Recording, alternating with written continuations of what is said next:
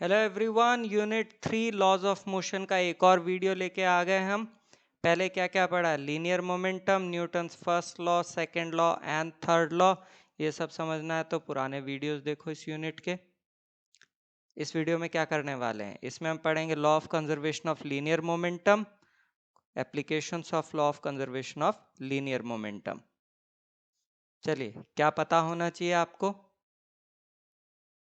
Newton's first law क्या होता है? Body continues to be in a state unless an external force is applied to change its state. Momentum P equal to mv. Newton's second law F equal to ma. Newton's third law Fab is equals to minus of Fba. चलिए, law of conservation of linear momentum. It says if no external force acts on a system, then the total linear momentum of the system is conserved and is not affected due to mutual action and reaction of the bodies. तो हमने एक isolated system consider किया हुआ जिसमें दो bodies हैं A and B. ठीक है, ये दो बॉडीज कोलाइड करती हैं एक दूसरे के साथ डेल्टा टी टाइम के लिए और सेपरेट कर जाती हैं। तो हमने कहा पहली बॉडी का initial linear momentum before collision है पी ए, दूसरी बॉडी का हो गया P B. P A dash जो है वो final linear momentum of A after collision and P B dash final linear momentum of body B after collision हो जाएगा।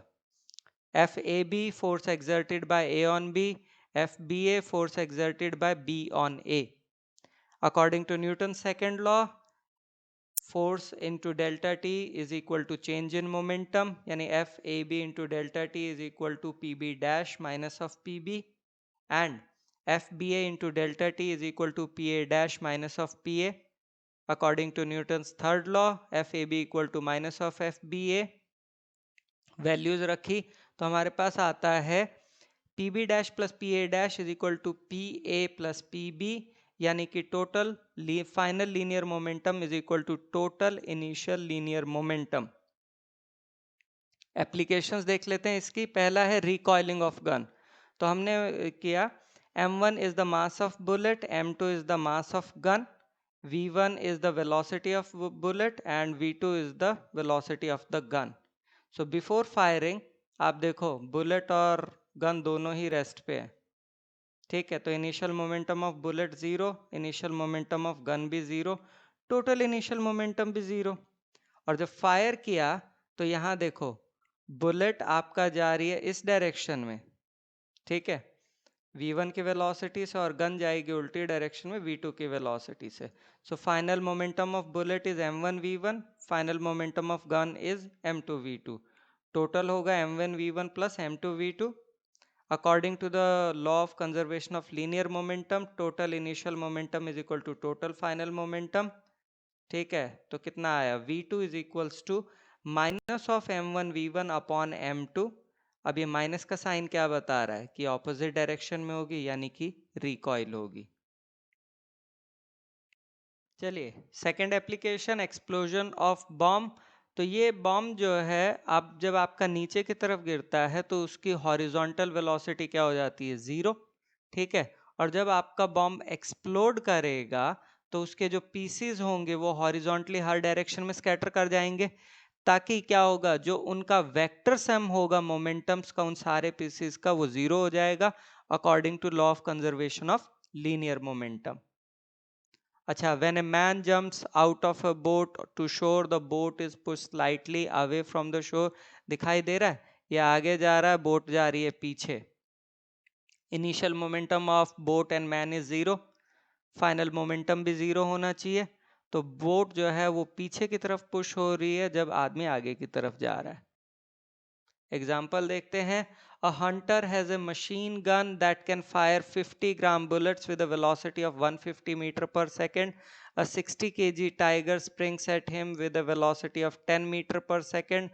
How many bullets must the hunter fire into the tiger in order to stop him in track? ठीक है, तो m is 50 grams bullet के लिए, v 150 meter per second, mass of tiger is 60, velocity is 10, और let us suppose n number of bullets चाहिए। ठीक है, law of conservation of linear momentum क्या कहता है? the linear momentum of the bullets should be equal to the linear momentum of the tiger. लेकिन अगर दोनों को इक्वल होना तो n टाइम्स, क्योंकि ऑब्वियसली बुलेट का मास बहुत है, तो n times the momentum of the bullet should be equal to the momentum of the tiger. ठीक है जी, सारी वैल्यूज रखी, n निकलता है 80। तो अगर 80 बुलेट्स फायर करेगा तो टाइगर रुक जाएगा और ये हंटर भी बच जाएगा। A shell of mass 0.02 kg is fired by a gun of mass 100 kg. If the muzzle speed of the shell is 80 meter per second, what is the recoil speed of the gun? ठीक है, m given है, small और m capital दोनों, v given है, law of conservation of linear momentum के हिसाब से capital mv plus small mv is equal to 0। ठीक है, और यहाँ से v निकलता है minus of 0.016 metre per second.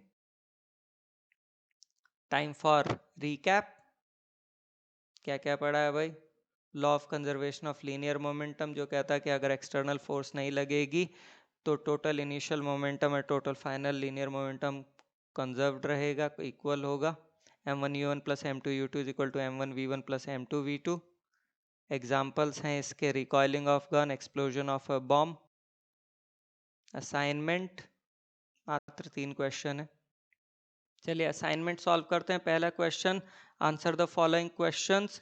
Why is it desired to hold a gun tight to one shoulder when it is being fired?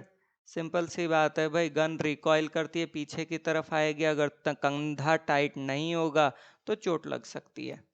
A bullet fired from a rifle is more dangerous than an air molecule hitting the person. The both have same speed.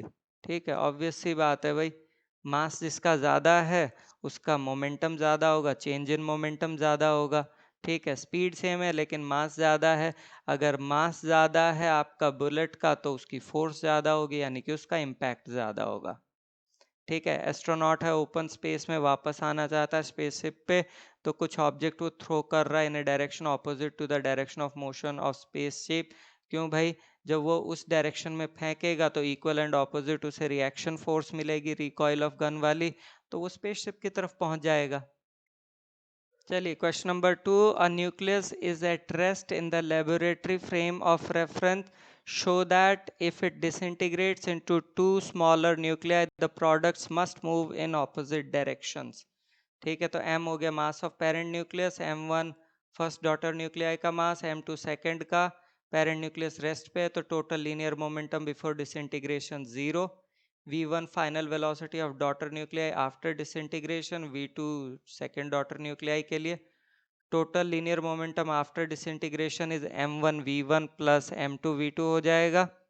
Law of conservation of linear momentum के हिसाब से total linear momentum before disintegration is equal to total linear momentum after disintegration, तो v1 is equals to minus of m2 v2 upon m1, यानी कि आ गया ना, opposite direction में move कर रहे हैं, हेंस प्रूव्ड। क्वेश्चन नंबर 3 बड़ा ही अच्छा क्वेश्चन है। Body of mass 1 kg initially at rest explodes and breaks into 3 fragments of masses in the ratio 1:1:3. The two pieces of equal mass fly off perpendicular to each other with a speed of 30 meter per second each. What is the velocity of the heavier fragment? अच्छा question है। तो ये हो गए, ये disintegrate कर गए।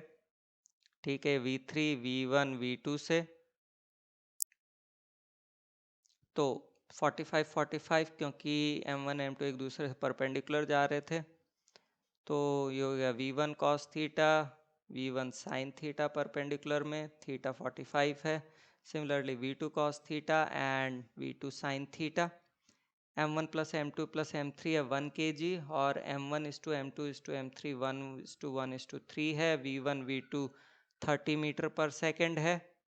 तो अगर m1 इस टू m2 इस टू m3 1:1:3 है तो 1 kg का अगर निकालेंगे तो निकलेगा m1 और m2 निकलेंगे 0.2 kg ईच, और m3 निकलेगा 0.6, टोटल करोगे 1 kg आ जाएगा। Applying law of conservation of linear momentum along horizontal, यानी कि इसमें अप्लाई करेंगे तो क्या लिख सकते हैं? हम लिख सकते हैं m3 v3 is equals to m1 v1 cos theta plus m2 v2 cos theta. सारी वैल्यूज रख देते हैं और सॉल्व करते हैं तो V3 निकलता है 10√2 या 14.14 मीटर पर सेकेंड। ये एक्नॉलेजमेंट गूगल, बिंग, एनसीईआरटी सबका धन्यवाद जिनसे इमेजेस और सारी चीज़ें मिली। नेक्स्ट वीडियो देखिए इक्विलिब्रियम ऑफ फोर्सेस के ऊपर। Thank you so much.